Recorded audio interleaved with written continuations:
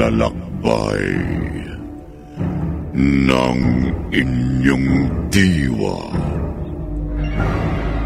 Pagsaksi sa mga pangyayaring hindi mo sukat akalain.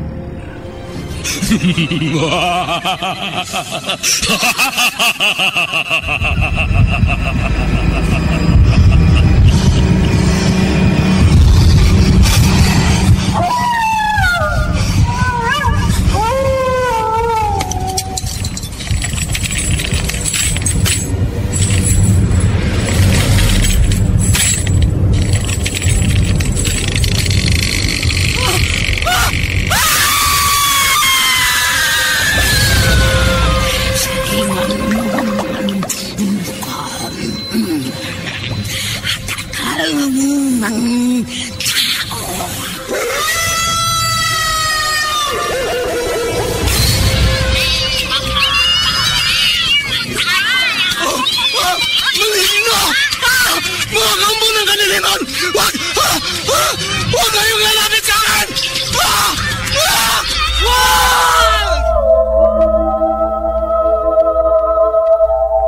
Mga kababalaghang hindi kayang tanggapin ng inyong isipan,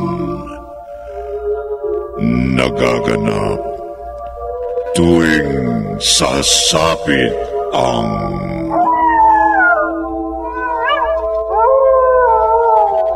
gabi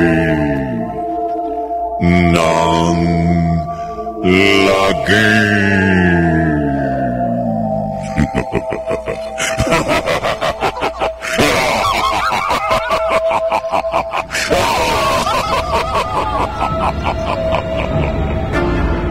Pinagsamang produksyon ng DZRH at Star City.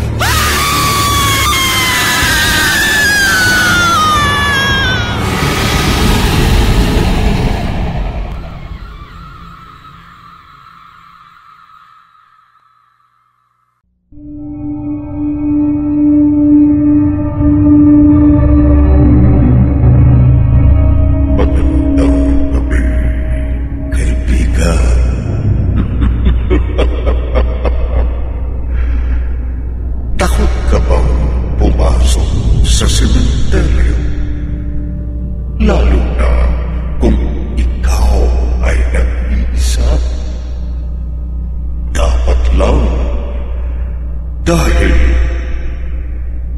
baka hindi mo alam, may mga kaluluwang hindi matahimik na nagmamasid sa iyo. Simulan natin ang ating tampok na kwento sa linggong ito na pinamagataw Musoleo. Sa isa na naman, gabi ng lagim.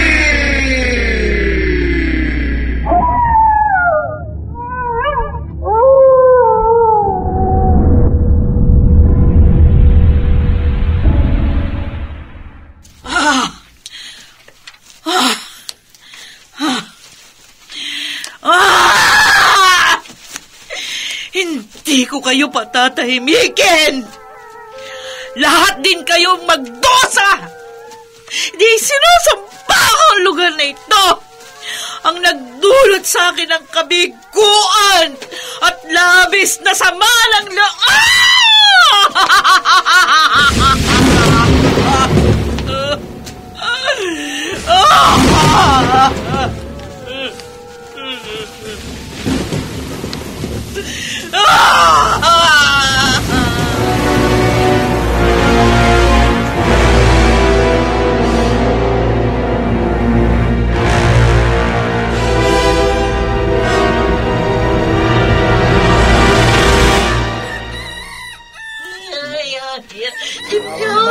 Sepa, no?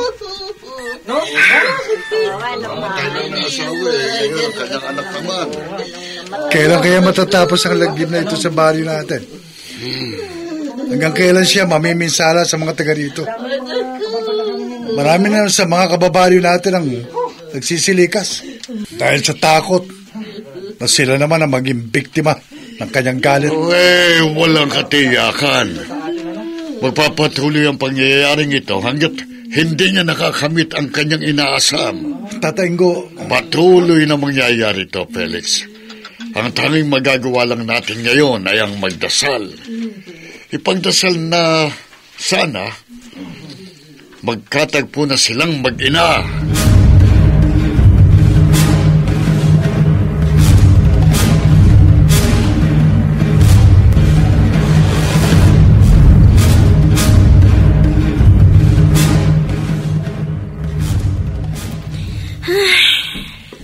Anak, napapansin ko palagi kang nag-iisip. Lagi kang tahimik. Mama. May bumabagabag ba sa'yo, anak? Ilang gabi na ho kasi na... Na ano? Ewan ko ho. Pero paulit-ulit ko napapanaginipan. Ha? Napapanaginipan ko ang isang lugar na hindi ko alam kung saan. At ang isang babae na umiiyak na hindi ko naman kilala. Oh, anak. At ang lugar na sinasabi ko ay isang lumang mausoleo sa loob ng sementeryo.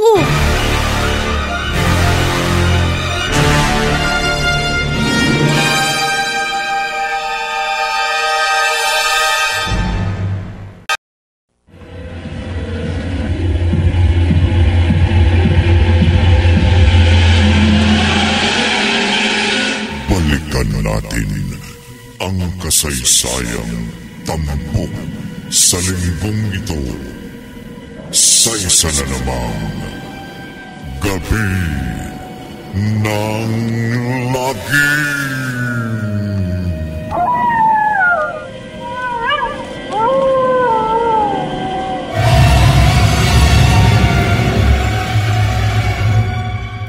Oh, Dayan, napasyal ka. Bakit? Anong bakit? Tinawagan kaya ako ng mama mo. Ang sabi, puntahan daw kita dahil may problema ka. Ha?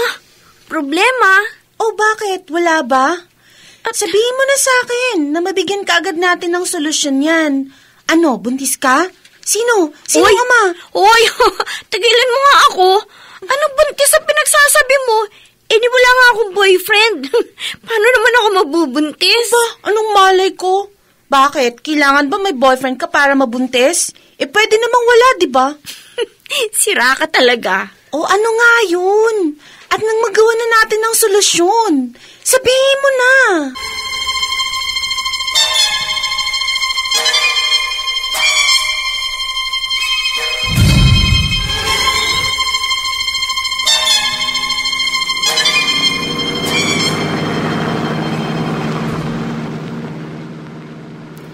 Sigurado ka ba dito sa naisip mo, Dayan? Oo naman. Para malibang ka.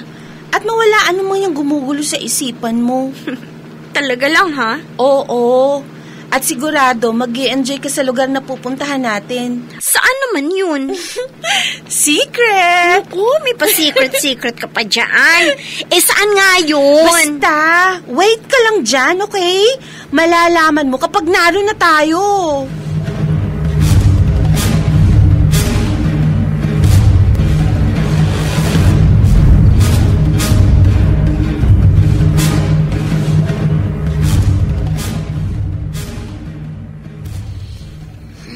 Tatay ko! Ganun ba naman? Tatay ko! Ano ka ba naman? Tatay ko! Felix, natapon tuloy ang kape ko. Ginulat mo. Pasensya na ho. Kasi may masama ako ibabalita sa inyo. Ha? Bakit? Ano ba yun? Si Aling Sepa. Si Sepa? Oo, si Aling Sepa. Bakit? Natagpuan ng patay sa loob ng kanilang bahay. Ano? Abay, bakit? Nagpakamatay. Nagbigti sa sarili.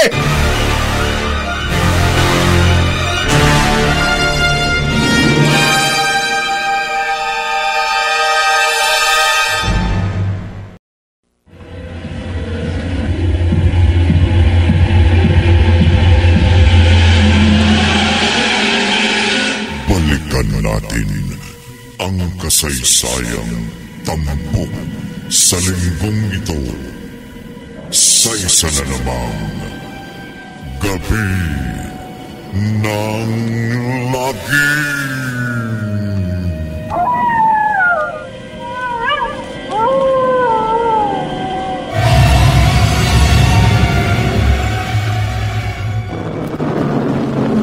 Oh, Eliza, narito na tayo. Baba na.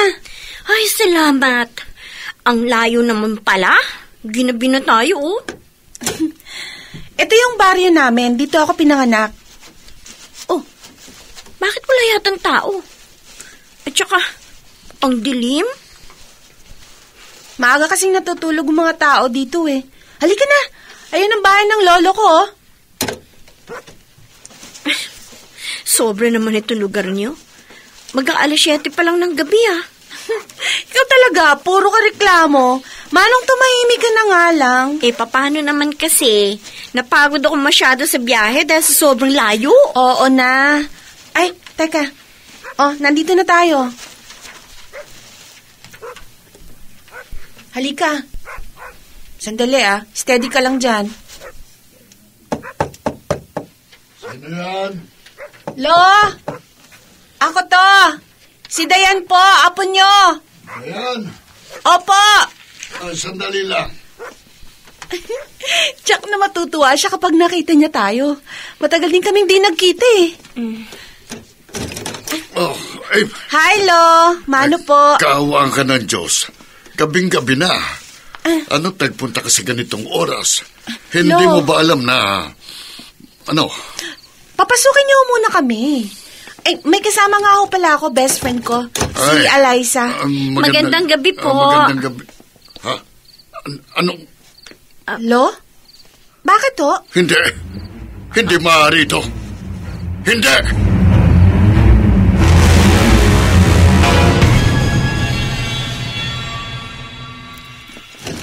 Anong sinabi niyo, tatayin ko? Dumating na siya, Felix. Ha? Narito na siya. Magwawakas ng lagim sa baryo natin. Teka ho, ano ho ba yung sinasabi niyo? Hindi ko maintindihan eh. Narito na ang ating hinihintay. Ang anak ng babae sa lumang musileo. Ho? Magdiwang tayo. Dahil nalalapit ng katahimikan sa baryong ito.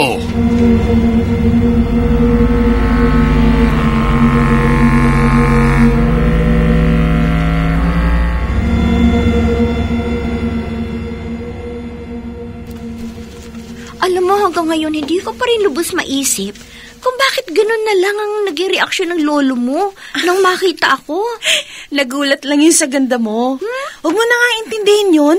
Tara, doon tayo sa bandang yun. May mga bungang kahoy doon. Manguha tayo. Sige. Ha? Eliza, bakit? Dayan, ano yun? Ha? Yun! Yan yung lumang sementeryo. Bakit? Parang pamilyar sa akin. Ano? Nakita ko ng lugar na yan. Ano ka ba? Ngayon ko lang nakarating sa lugar namin tapos sasabihin mo, pamilyar sa'yo. Imposible naman yun. Hindi ako maaaring magkamali. Tandang-tanda ko. Nakita ko ng lugar na yan. Sa aking panaginip.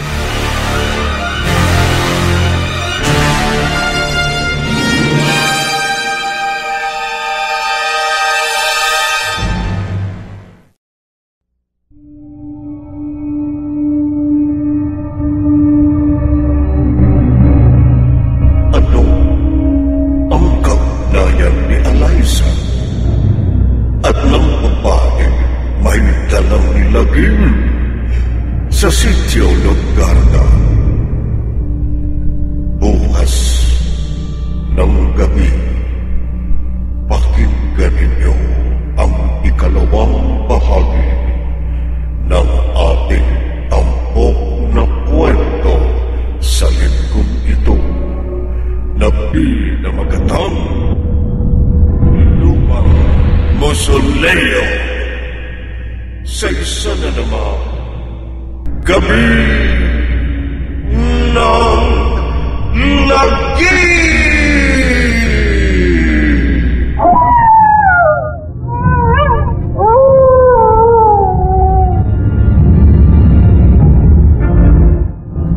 mga nagsiganap. Chiquito del Carmen Amor, Maynard Landicho Jr., Jeneline de la Cruz, Rosana Villegas, Phil Cruz, at Bobby Cruz.